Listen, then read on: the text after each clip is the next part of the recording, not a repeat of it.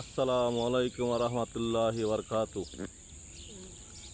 সম্মানিত দিনী ভাই বোনেরা, রসুল পাক সাল্লাল্লাহু আলাইহি সাল্লামের অনেকগুলো হাদিসে জানতে পারলাম চাঁদের 13, 14, 15 আইমে বীজের নফল রোজা রসুল পাক সাল্লাল্লাহু আলাইহি সাল্লামে রাখতেন এবং সাহাবীরা রাখতেন। এইগুলোর অনেক ফজিলত। তাই আসুন আমরা প্রতি চাঁদের 3টি রোজা রাখি। এই চাঁদের রোজা হচ্ছে শনিবার, রবিবার, সোমবার। আরবি চাঁদের 13, 14, 15, ইংরেজি হিসাবে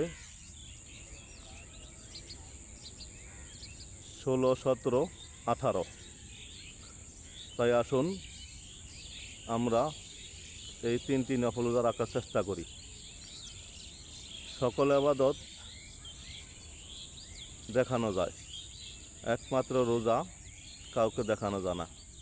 এটা একমাত্র আল্লাহ তাআলা দেখেন, এটার পুরস্কার সরাসরি আল্লাহ তাআলা দেবেন।